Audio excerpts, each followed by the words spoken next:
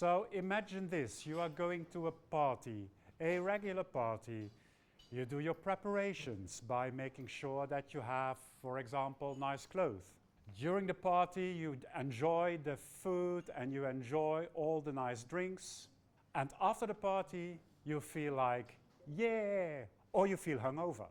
But one way or another, you do some preparation. One way or another, you do some preparation for the party. When you are planning or going to a chemsex party, you have to think about completely different things. And for example, before the party, hang out a flag. But that is not the most important. The most important is that you prepare yourself for a time with drugs and sex. So one easy example is, you know probably if you join chemsex parties that you will not drink and eat enough. So drinking and eating beforehand, like a good meal, pasta, protein and a lot of water might help and might be harm reducing for your chemsex party. But then you're at the party. Yeah, this is the party. This is the party we're going to. And there are also women there, but they are in the back. They were too shy.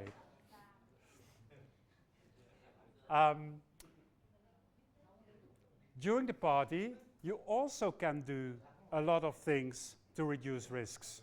For example, make sure that you use enough lube when you have sex.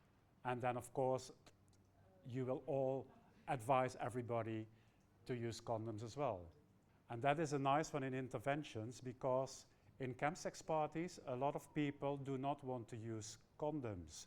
So if you're talking to chemsex participants who tell you that they don't want to use condoms, how can you make sure that their sexual behavior is as safe as possible?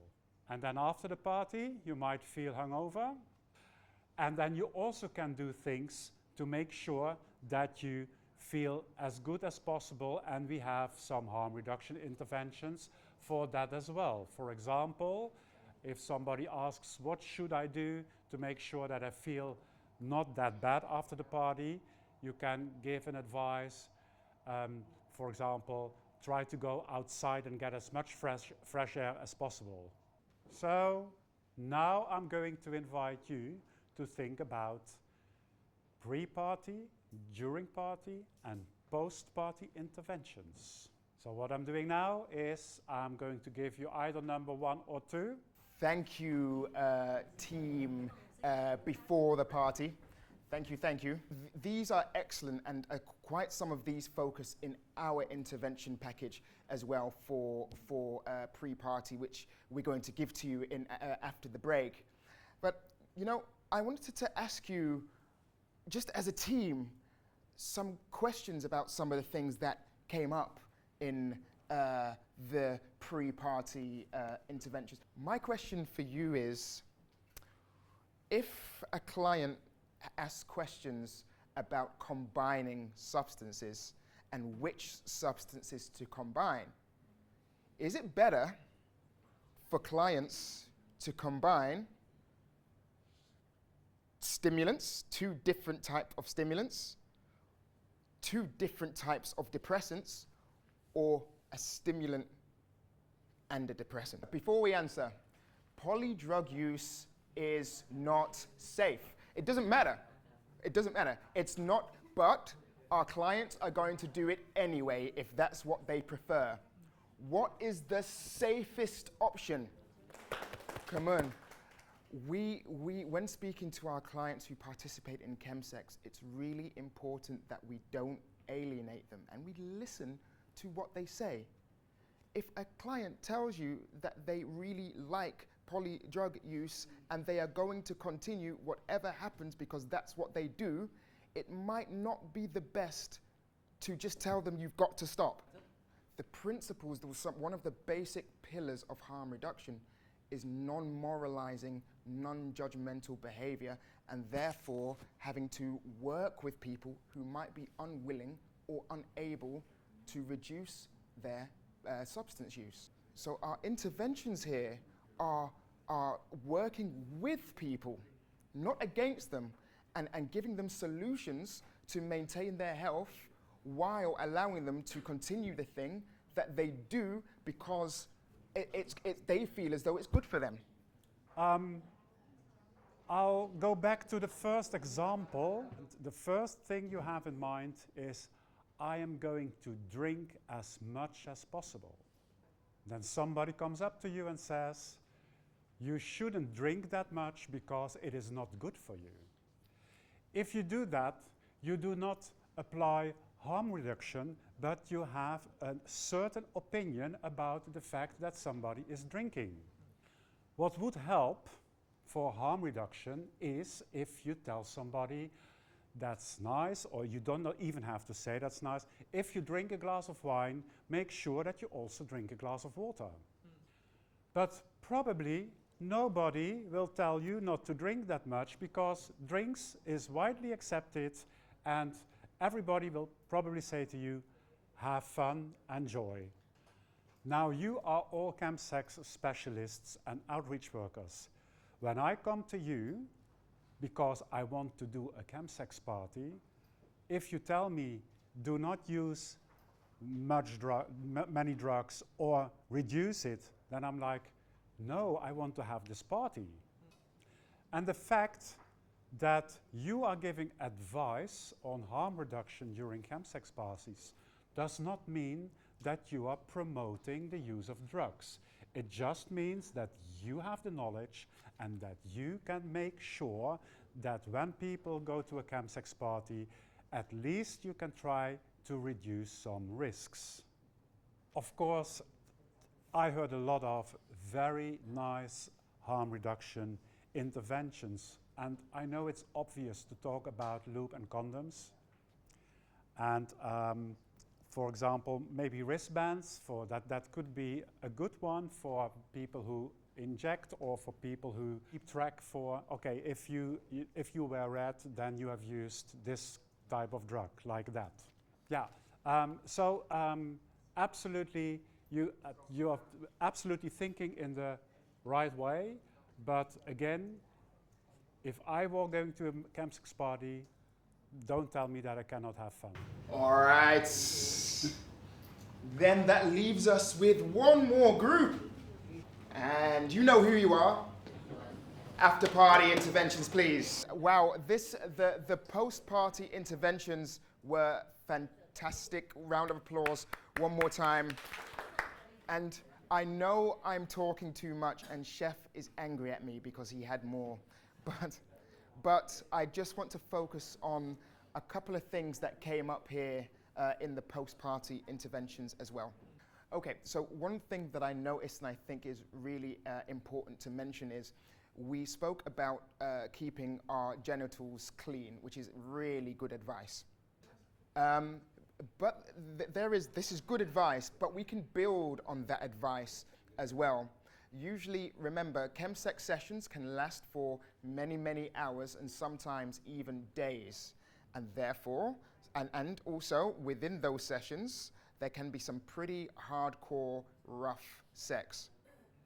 For people who have had their sexual organs being treated very roughly, some might feel pain and others might not. But it's important to advise people to, as well as being clean, to be gentle. The skin around these areas are usually quite thin and extremely sensitive. So, and even if pain isn't felt, it's likely that there is some skin open here and there, and therefore that area can be very easily aggravated. If it's aggravated, it's very open to bacterial infection. So clean and gentle. One more I noticed and I heard is that you were advising about drinking. This is good advice. It's important to drink to rehydrate our bodies, our skin, but to also start to increase our dopamine levels again. But drinking is often the last thing. Doesn't matter if it's hot milk, warm water, it's the sweet, dry, sour, it doesn't matter. It's the last thing that somebody will want to do after using a lot of methamphetamine. So, but what you often find with drinking is that a little bit leads to a lot more. So what I loved was to have a shower intervention. And what we could do to be smart is to combine those interventions. Have a shower, and then when you're in the shower, just let a little bit of the water drip into your mouth. Thinking and writing down all the different interventions you can think of in the for the post, during and pre-party stage. And for easy reference, I have a small document for you, translated into Vietnamese, to give you an idea of how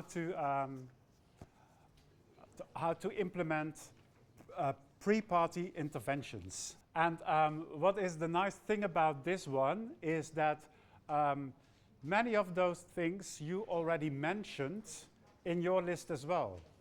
And this is actually a bit of a combination of the planning and also during the party. But in the planning, for example, make sure for what is a good one is to have a party and play form.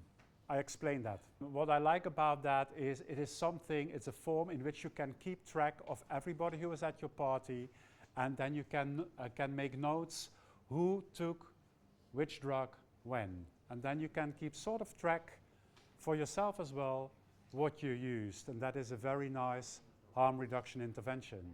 And a few other things are, for example, make sure that there is plenty of water and soft drinks or sport drinks.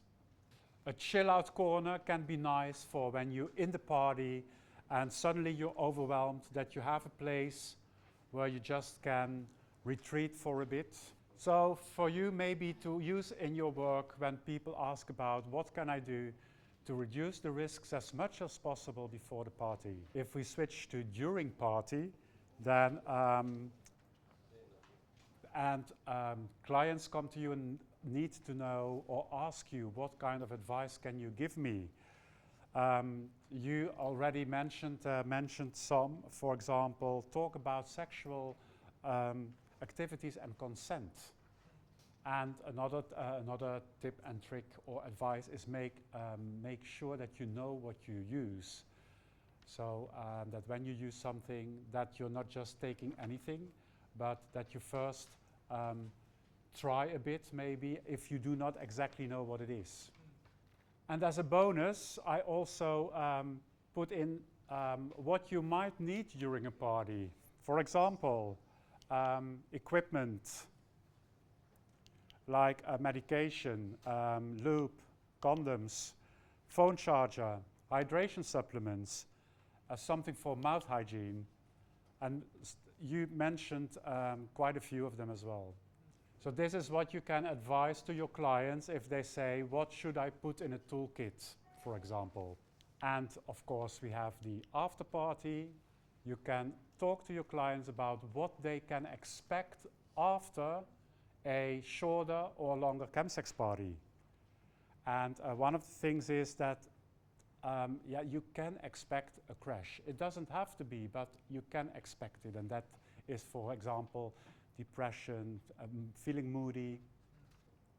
And next to that also the fact that you are physically exhausted, cannot sleep, and that can even happen days after, because when you quit the party, then you are maybe still on a high. So it can take some time before you get into that low feeling. This is all advice which you can give to your clients. And you can tell them to take time, that their mood can change, eat, drink and sleep. I have heard that before today. Exercise, but also check in, for example, with an outreach worker, with a friend, with your network. And actually, the support sessions are something that we mentioned again and again throughout, and they are a very good tool. And for people who can't participate in chemsex, it can be used in different ways. So as you said, people who, we might put a session on for people who have just finished a party a few days ago. Yeah, and that is what I'm going to do now, because I think when we started on Wednesday, I said, we are not here to tell you how to work with your clients. We are here to share what we do and to focus on similarities.